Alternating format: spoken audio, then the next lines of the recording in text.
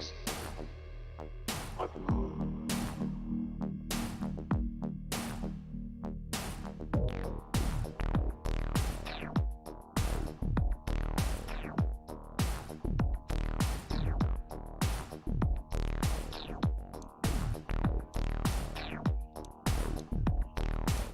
Third Phase of Moon, Blake Cousins. We're live and we are streaming it right now, right for you on Third Phase of Moon. Welcome everybody from around the world. It's my pleasure to do this, and it's quite exciting. We're doing this on the seat of our pants. We're going to be sharing with you videos and images coming in from the sun, coming in from the moon, and maybe a possible UFO landing. Let me just show you some of the stuff that we're talking about that we're going to be covering. We got a UFO landing, and then we got this Jupiter anomaly. Something may have just passed by Jupiter, but I wanted to get to this first. And we also have, and it's my pleasure to bring back Dr. J. Andy Elias. He's going to be chiming in on some of the content that we're about to share with you. If you've just joined us right here at Third Phase of Moon, tell your friends we're streaming live right now. Dr. J, you with us? Absolutely, Blake, I am. Okay, great. Are you looking at the imagery coming in from SOHO? Basically, it was captured within the past 48 hours of the sun of what looks to be this cylindrical shaped object zooming by. I want to get your thoughts on it. You know, I got to tell you something interesting. I think that could be definitely either, if it's one of our space drones that's secret, or it could be extraterrestrial. And I'll tell you why I think so. My brother recently got hired as a private military contractor and said that good old Uncle Sam has been paying private military contractors to track extraterrestrial craft in our solar system. And this looks very anomalous because God or Creator does not build in straight lines like that. You would think that if this was some kind of craft, obviously, it's not one of ours because the sun would absolutely burn this thing up. It'd disintegrate it. Something like this seems like it's withstanding the heat of the sun, maybe harnessing energy, as some people speculate. I definitely agree with that too, because on here on Third Phase of Moon for 6.5 years since I've been working with you guys, we've come across a lot of imagery from NASA and other, usually NASA, that shows us the sun with craft that seem to go there and get some plasma or take some energy and then zip away. So if their technology can hold that heat or withstand that heat, it's not beyond me that they could possibly be doing that. And that's why I don't think this is something natural, because it would have burned up. Yeah, absolutely. I want to give a shout out to some of the people joining us on the top chat right now. And some people saying it's kind of buffering and there's some issues with the video feed. I'm not exactly sure. We're trying to tighten this setup. But some people are saying, don't believe the hype. That's the name of the channel. He's saying this is pretty crazy stuff. Thanks for joining us right here. We've got a lot of people watching us live, and I'm sure the audience is going to grow a little bit as we're broadcasting. So we're going to keep talking about this. We got more things coming up. You saw the title, Huge Craft Spotted Next to Jupiter. We're going to get to that in just a few moments, but I want to still talk about this image coming in from SOHO within the past 48 hours. This thing seems to be emitting some kind of maybe exhaust behind it, and I don't know. It seems very strange indeed where this light is beaming from off the back of it. Is this some kind of maybe shutter issue, possibly with the SOHO imagery creating some kind of illusion? What's your thoughts? The light is definitely interesting because it is coming from only one side, but that begs the question, what could be causing it to come from only there? Clearly it's not the sun, because the sun would obviously have a different sort of reaction as it went around it. It wouldn't just be like that, going directly into the body behind it. And then also, as you mentioned, the contrails to the right of it are inconsistent with the way the light's going. So I don't even know if they're contrails, because then that would imply that they're using technology similar to our rockets, which go back hundreds, if not a little over 1,000 years, to China. Absolutely. I was going to mention China, but yeah, you see a streak of light. Maybe you see the streak of light to the right. It almost seems like it's emitting some kind of beam of light, and then there is this massive trail behind it. Maybe it's in some kind of evasive maneuver or an attack mode. Some people speculate there's a war going on up close to the sun, or possible inter uh, alien, you know, what would you say, kind of military combat. Well, remember back in the 80s, we had Ronald Reagan and his Star Wars Defense Systems, SDI. A lot of people were speculating that it wasn't for the Soviets, it was for things like this. Back in right after World War II, General Douglas MacArthur said the very next World War will not be a world war, it'll be an interplanetary war. I would think if different civilizations are coming here and seeing where we are right now, that want to have control or relations with us and may not get along with others, I wouldn't be surprised if they're fighting for who's going to have a base here, or what this would be an even worse thought. What if they're fighting us and we don't even know about it yet? What if this is the whole reason behind the Space Force? Yeah, absolutely. A secret space program that's finally being revealed to the public. We're about to reach 500 live viewers, and I'm sure it's going to build up. We see that once we make this thing public on YouTube, these live events, it's not just 500. There's probably about 5,000 people watching us at this moment, because within an hour, you could tell that there is a lot of people watching when we make this public. But right now, we're doing it live for our Third Phase Moon friends from around the world. Okay, Dr. J, I'm so glad that you're here with us. I want to get to this next clip. Basically, this is coming in, and it's another image from NASA. Like, we're watching all these NASA shots, but I want to share you this image. And this is coming in from Jupiter. This is what people have been wanting to watch here for a little bit. And we're looking at this. It's captured from a satellite recently, and it shows, in its weird way, some of this green anomaly. Are you making this out? We're going to get a closer look at this, and I want to get people's opinions in the comments below what this is.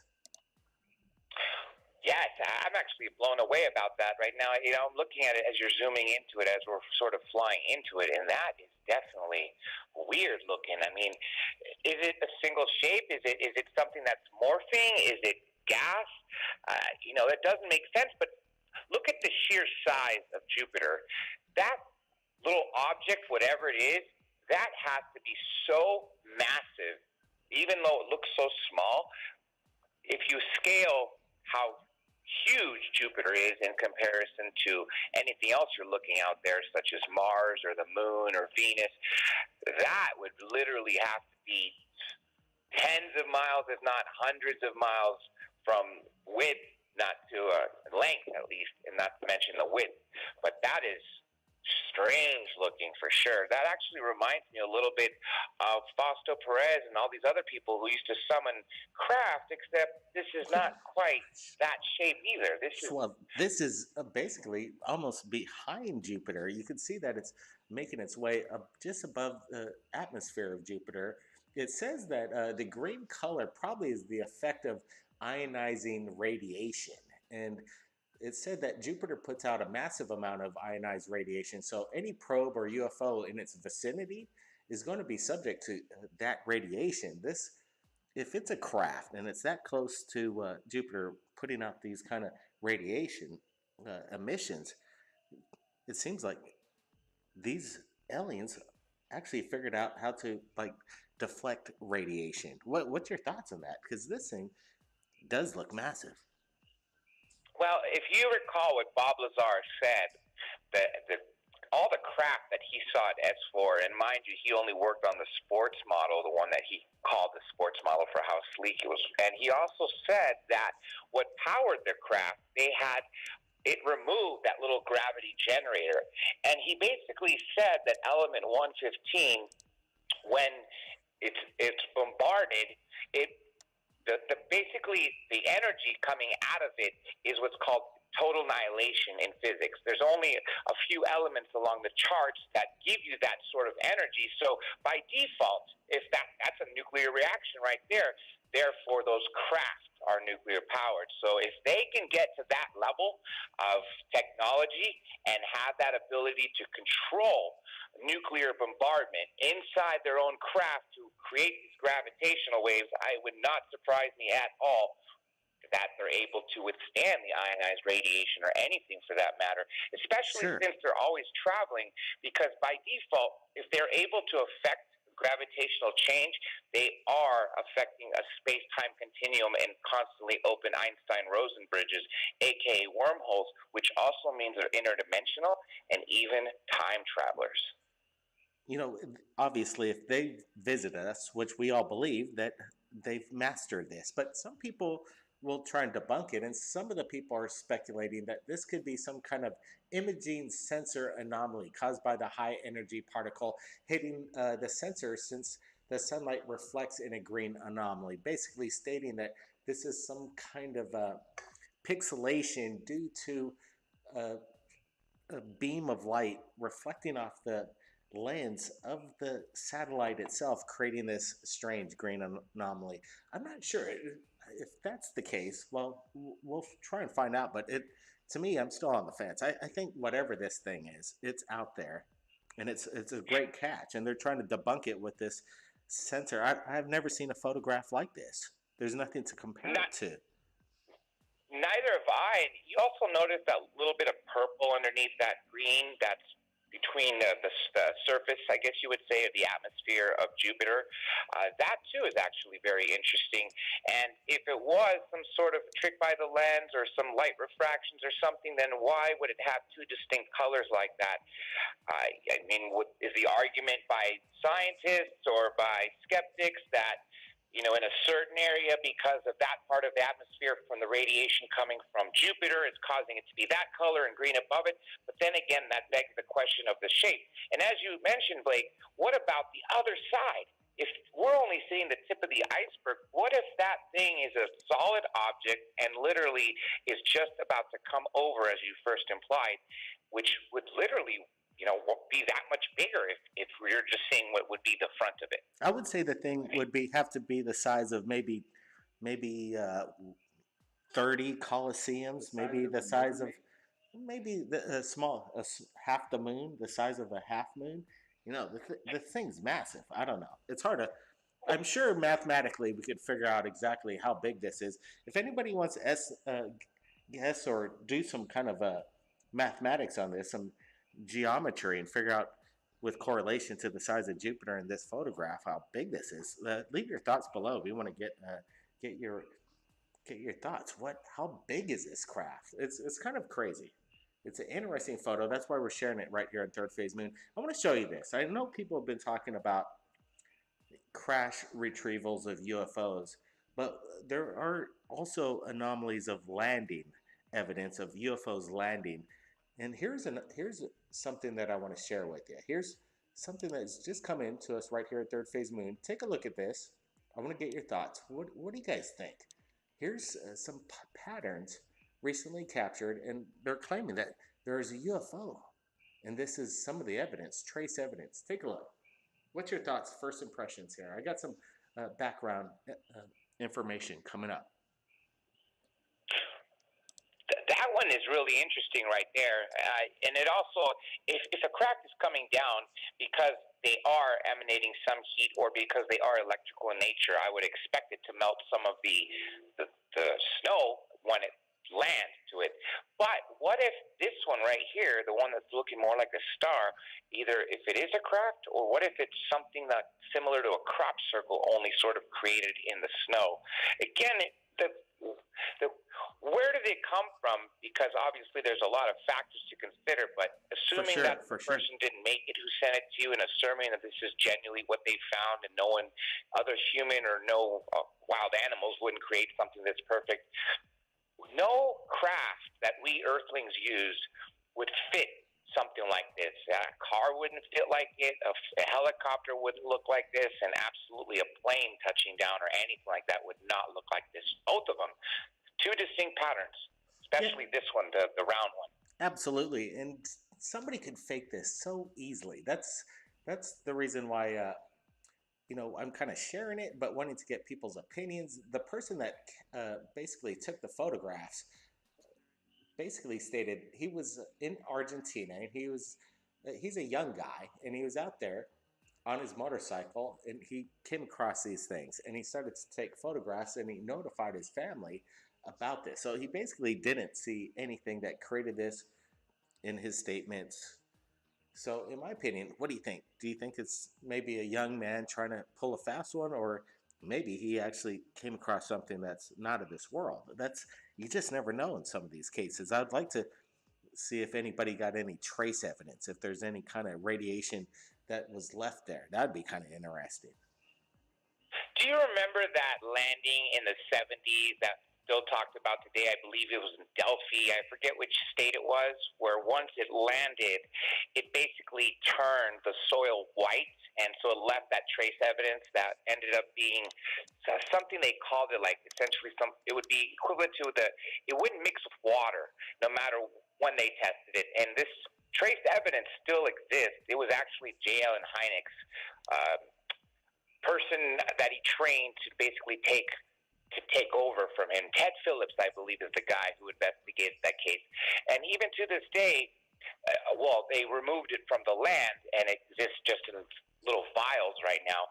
But again, it turned that soil into just what looked like snow, and it was a hot day where it happened.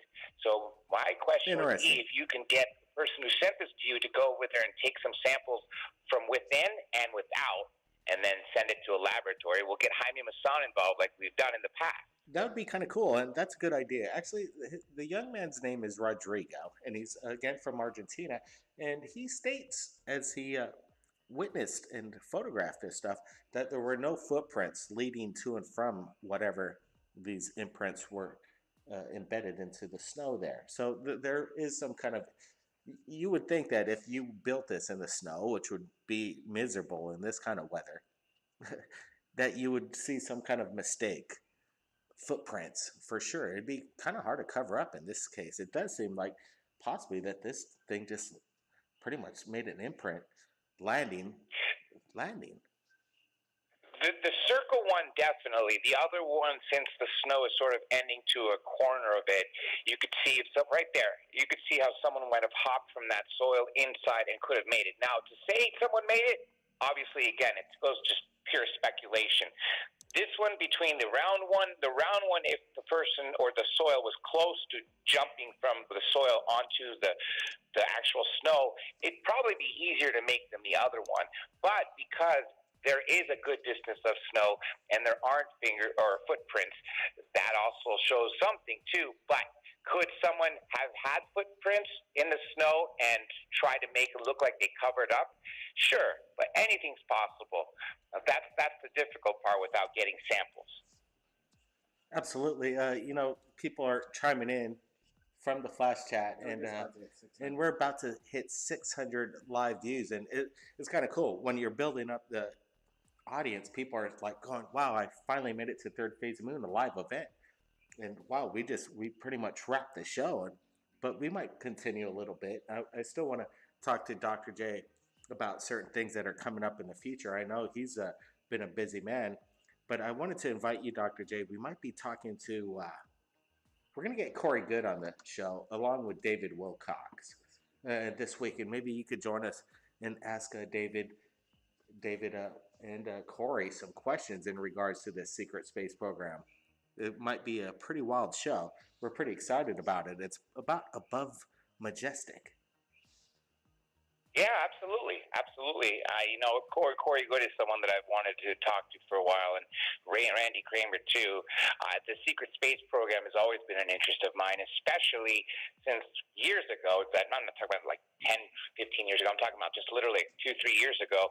I was watching ABC World News, and they cut in to show the first space drone landing. And to me, I was like, wow, okay, so now they're putting this on mainstream television, and then here we are with the Space Force, which shows that's the tip of the iceberg. If they're telling us that, well, then you have to also wonder, what are they not telling us? And that's why we need people like Corey Good and other whistleblowers who can tell us what is going on, assuming that they can prove that it was them that was there, and these programs did in fact exist.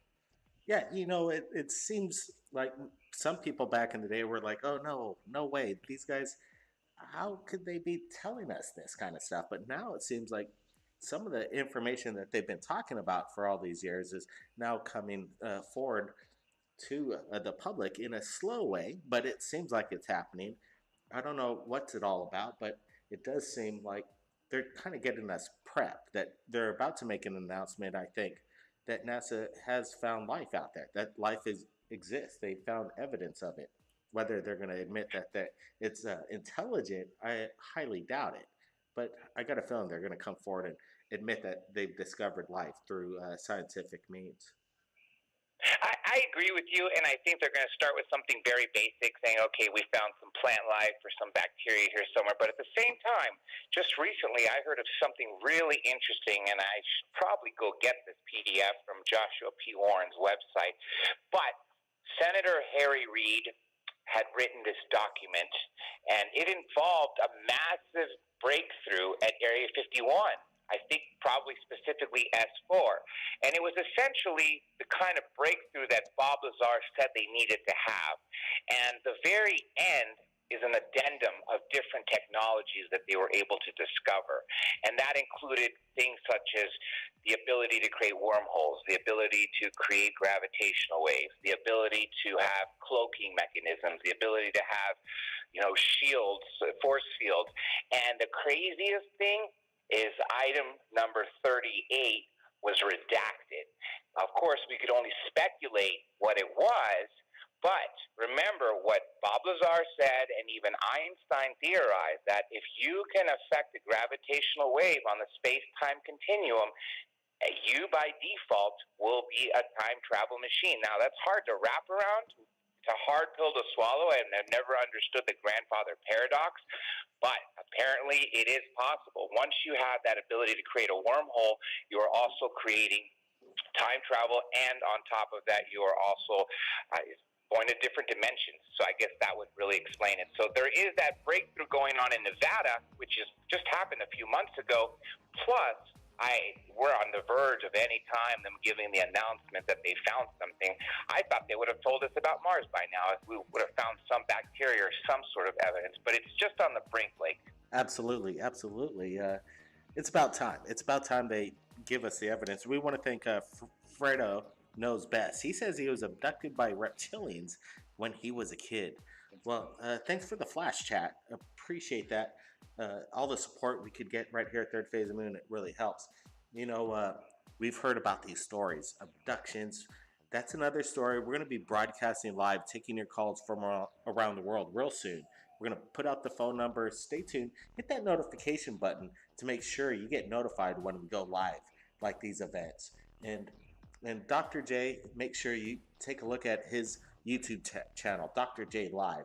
Check him out. He's always talking to the most amazing people, and it's Dr. J Radio Live. Thanks, Dr. J, for joining us, man. Absolutely, anytime. All right, you guys, everybody, keep your eyes on the skies, and if you see anything amazing, you submit it to us right here at Third Phase Moon. We'll see you guys real soon.